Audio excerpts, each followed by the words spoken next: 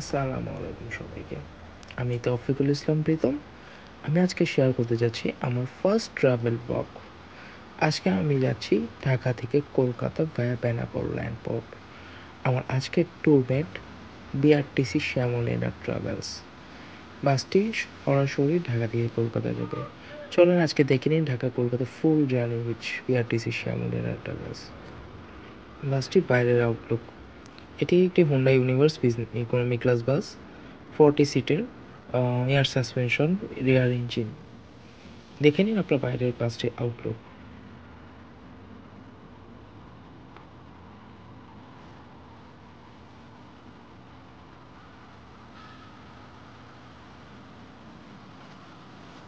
এবার আপনারা দেখুন বাসটির ভিতরের ইন্টেরিয়র। বাসটি 40 সিট ইকোনমি ক্লাস, মানে 40 সিট 2x2 ইকোনমি ক্লাস বাস। বাসটির সিটগুলো আরামদায়ক, তুলনামূলকভাবে আরামদায়ক আছে এবং খুব কমফোর্টেবলি আপনারা বসে জার্নি করতে পারবেন।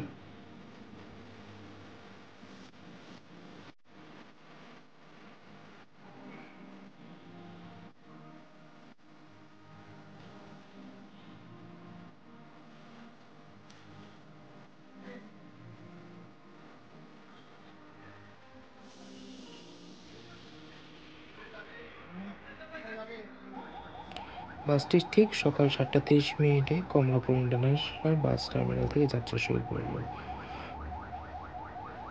বাসটি নিরাপত্তার জন্য এবং যাত্রীদের নিরাপত্তার জন্য আমাদের সাথে ঢাকা থেকে বেনাপোল পর্যন্ত 2টি আনসার পুলিশ যাচ্ছে এবং এটা বাসের মধ্যে যাতে কোনো অপ্রীতিকর ঘটনা না ঘটে এবং রাস্তায় যাতে কোনো অপ্রীতিকর ঘটনা মোকাবেলা করা যায় সেই জন্য অ্যাজ দেয়ার প্রোটোকল রুলস ঢাকা থেকে কলকাতা বাস সরাসরি বাসে 2টি আনসার বাহিনী যায়।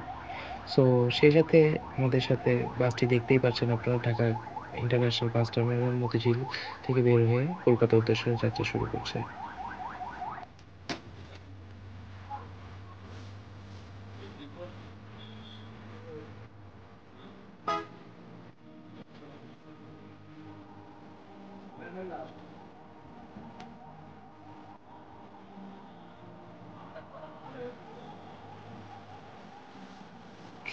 সকাল 7:30 যাত্রা শুরু করে কমলাপুর থেকে আমরা ইতিমধ্যে শুরু করে দিয়েছি। আমরা সায়দাবাদে টোল দিয়ে আমরা দেখতেই পাচ্ছেন আপনার ঢাকা মাওয়া এক্সপ্রেস ধরে ছুটে চলছি।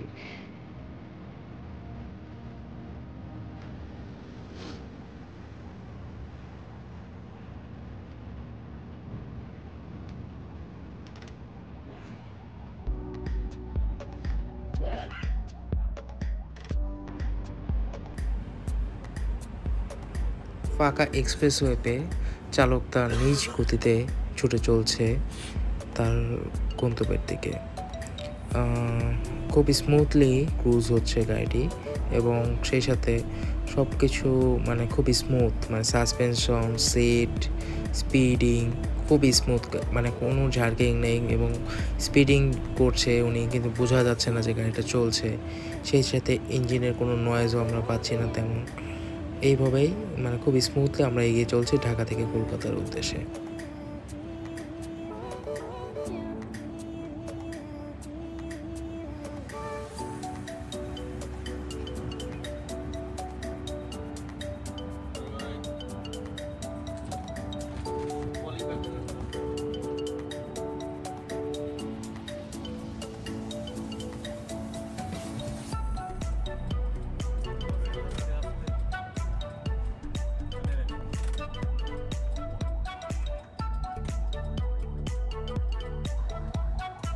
ইতিমধ্যে আমরা এখন পদ্মা সেতু টোল দিয়ে পদ্মা সেতুতে উঠছি। আমাদের আজকের রুট হবে ঢাকা মাওয়া পদ্মা সেতু ভাঙা হয়ে গোপালগঞ্জ মুকসুদপুর হয়ে কালনা সেতু নড়াইল দিয়ে যশোর বেনাপোল, যা আমাদের টাইম অ্যান্ড ডিস্টেন্স অনেকটা কমেছে। পদ্মা সেতু যেমন আমাদের দক্ষিণবঙ্গের রোল মডেল, তেমনই আরেকটা সেতু হচ্ছে কালনাই সেতু, যা মধুমতি নদীর উপর নির্মিত। সেই সাথে চলুন দেখে নিই আমাদের স্বপ্নের পদ্মা সেতুর পাড়ি দেওয়া, যা দক্ষিণবঙ্গ মানুষের কাছে একটি স্বপ্ন ছিল যে একটা সেতু হবে যেটাতে তারা খুব দ্রুত নদীটা পাড়ি দিতে পারবে, পদ্মাটা পাড়ি দিতে পারবে। সেই স্বপ্ন পূরণ করেছে বাংলাদেশ সরকার, যা আমাদের নিজস্ব অর্থায়নে তৈরি আমাদের একটা স্বপ্ন ছিল, স্বপ্ন সেতু পদ্মা সেতু পাড়ি দিচ্ছে আমাদের আজকের ট্যুরমেট শ্যামলীরা ট্রাভেলস বিআরটিসি ডাইরেক্ট খুলনার বাস।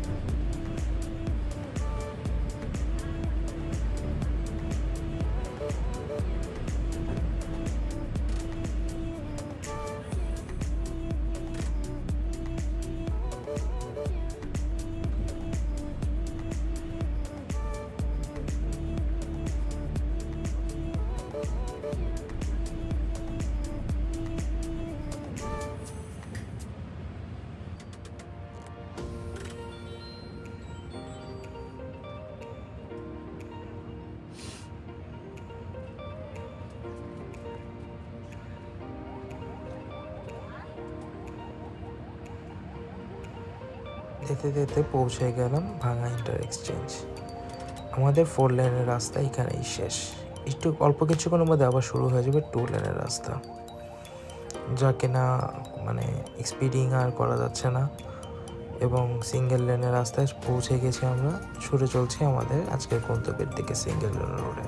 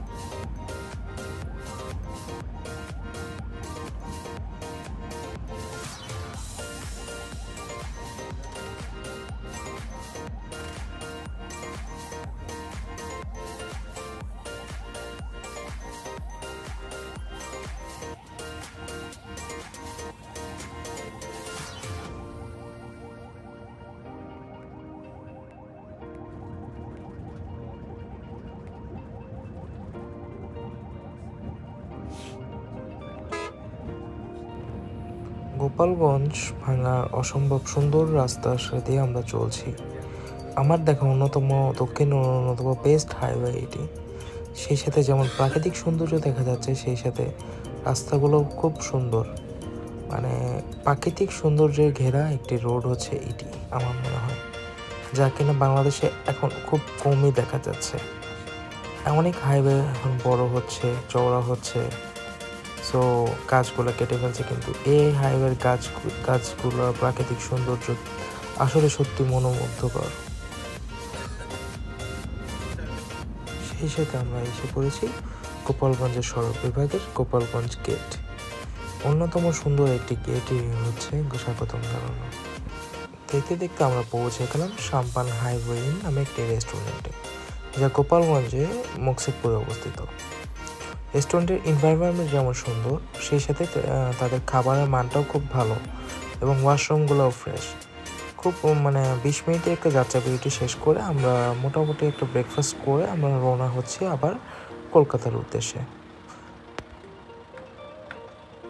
হোটেল ব্রেক শেষ করে অল্প কিছু দূর এগিয়ে চলে আসলাম কালনা সেতুর অ্যাপ্রোচ রোডে। রোডটা আসলে খুব সুন্দর হয়েছে এবং খুবই smooth as well as.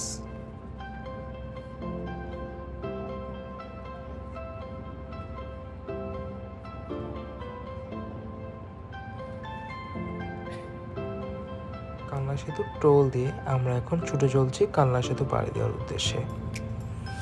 Narmada নদীর উপর নির্মিত কালনা সেতুটি আসলে খুব সুন্দর এবং খুব সুন্দর জাঁকজমকপূর্ণ করা, এবং সেই সাথে এই হাইওয়েটি খুব সুন্দর করে করেছেন। ধন্যবাদ বাংলাদেশ সরকারকে এত সুন্দর সুন্দর সেতু আমাদের দক্ষিণবঙ্গকে দেখানোর জন্য।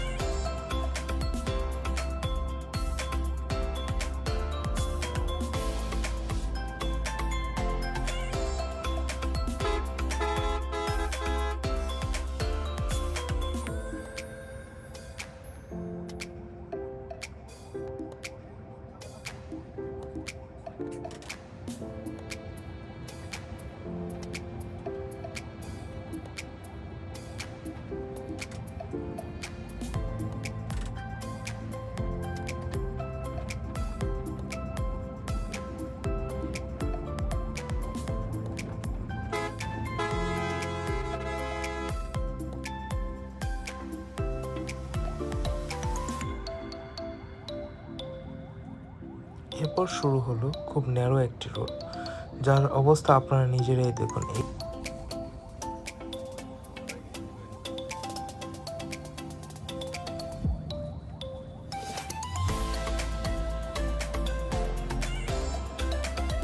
ন্যারো রোডটি শেষ করে আমরা এখন অবস্থান করছি যশোর বেনাপোল হাইওয়েতে। সেই সাথে আপনার আরেকটি ইন্টারেস্টিং জিনিস আপনারা দেখতে পারবেন সামনেই, দুটি ইন্টারন্যাশনাল বাস, সৌহার্দ্য এবং বিআরটিসি শ্যামলী ট্রাভেলস, এবং সৌহার্দ্য মানে ডাব্লিউপিটিসি আন্ডারে যে বাসটি চলছে ইন্ডিয়ান গভর্নমেন্টের, দুইটা বাসের একসাথে ক্রসিং। একটি যাচ্ছে ঢাকার দিকে, আরেকটি যাচ্ছে কলকাতার দিকে। খুব ভালো লাগে যখন দুটি বাসের স্টাফরা নিজেদের মধ্যে ভালোবাসা প্রদান করে, মানে রেসপন্স দিয়ে অ্যাজ লাইক ডিপার, তারপর হাত নাড়া দিয়ে ভালোবাসা প্রদান করে। এই দৃশ্যটা দেখতে খুবই ভালো লাগে।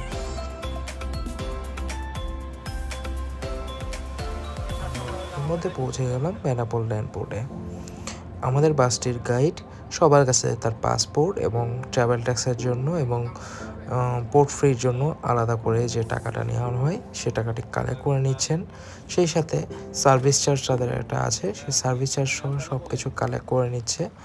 সো সামনেই দেখতে পাচ্ছেন আমাদের বেনাপোল গেট, আর অল্প কিছুক্ষণের মধ্যে আমাদেরকে বেনাপোল কাস্টম হাউসের সামনে নামিয়ে দেওয়া হবে এবং সব লাগেজ নিয়ে আমরা যার যার ইমিগ্রেশন সেভাবে কমপ্লিট করব। খুব তাড়াতাড়ি ট্রাভেল ট্যাক্সির কাজ শেষ হয়ে আমাদের পুরো কমপ্লিটে আলাদা একটি লাইনে করে ডাইরেক্ট বাসের 40 জন প্যাসেঞ্জারকে কাস্টমার ইমিগ্রেশন করানো হলো। এরপর নোমাস ল্যান্ডে আমাদেরকে 10 মিনিটের বসায় গাড়ি আগে পাস হয়ে ইন্ডিয়া ঢুকে গেল। তারপর আবার আমাদের আলাদা আরেকটি লাইন করে ইন্ডিয়ান ইমিগ্রেশন অ্যান্ড কাস্টমসে ঢুকানো হলো। ভিডিওতে আপনারা দেখতেই পাচ্ছেন বর্ডারে কি পরিমাণ ভিড়। তা আমাদের মাত্র 25 থেকে 30 মিনিটের মধ্যে দুই দেশের ইমিগ্রেশন কমপ্লিট হয়ে গেল।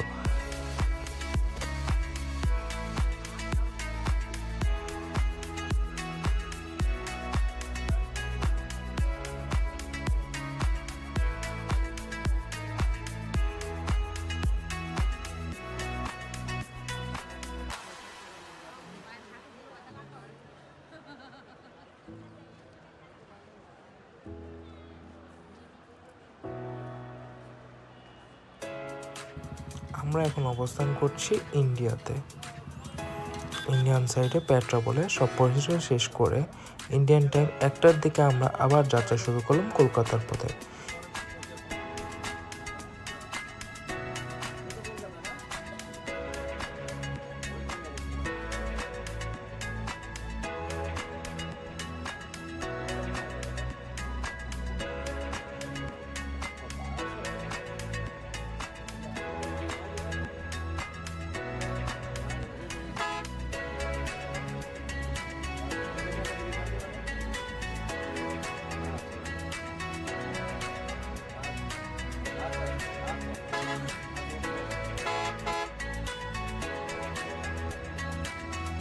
সাইডের মানে পেট্রাপোল থেকে কলকাতার যে রোডটা এই ব্যাপারে আর কি বলবো, আপনারাই দেখে নিন।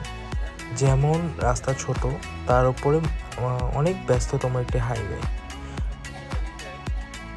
সেইখানে গাড়ি চালানো মানে অনেক ধৈর্যের পরীক্ষা দিতে হয় ড্রাইভার সাহেবকে, যা দেখলাম খুবই ধৈর্যের সাথে উনি চালিয়েছেন। ঠিক দুপুর 3টা বাজে আমাদের দত্তপুকুর নামে একটি এলাকায় আহার রেস্টুরেন্ট নামে একটি হোটেলে আমাদের 25 থেকে 30 মিনিটে একটি যাত্রা বিরতি দেওয়া হলো, লাঞ্চ ব্রেক আর কি যা বলে। রেস্টুরেন্টে খাবারের দামও যেমন কম, খাবারটাও সুস্বাদু এবং পরিবেশটাও মোটামুটি ভালোই। এখানে যা দেখলাম মোটামুটি সব বাংলাদেশি বাস, মানে যেগুলো গ্রিন লাইন, শ্যামলীনা ট্রাভেলস, বিআরটিসি, সৌহার্দ্য, সবাই এখানে যাত্রা বিরতি দেয় এবং সবই ভালো খাবার। বাংলাদেশি মানুষ যে টাইপের খাবার পছন্দ করে সেই সব টাইপের খাবার এখানে বেশি পাওয়া যায় এবং খুবই ভালো একটি হোটেল।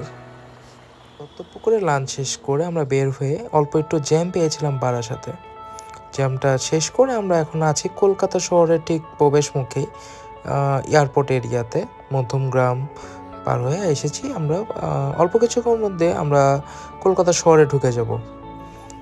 হালকা একটু জ্যাম থাকায় আমাদের একটু লেট হয়ে গেল, মোটামুটি রাস্তার কাজের জন্য একটু জ্যাম ছিল হাইওয়েতে বারাসাতের দিকে, সো একটু আমাদের লেট হয়ে গেল। এখন আমরা কলকাতা শহরে অবস্থান করছি, আপনারা দেখতেই পাচ্ছেন আমরা এখন কলকাতা শহরে অবস্থান করছি। এয়ারপোর্ট পার হয়ে উল্টোডাঙ্গা পার হচ্ছে, আমরা উল্টোডাঙ্গা ফ্লাইওভারটা পাশ দিয়ে যাচ্ছি। আর অল্প কিছুক্ষণের মধ্যে আমরা আবার খুব শীঘ্রই মানে 25 থেকে 30 মিনিটের মধ্যে আবার আমরা কলকাতা নিউ মার্কেটে পৌঁছে যাব আশা করা যাচ্ছে।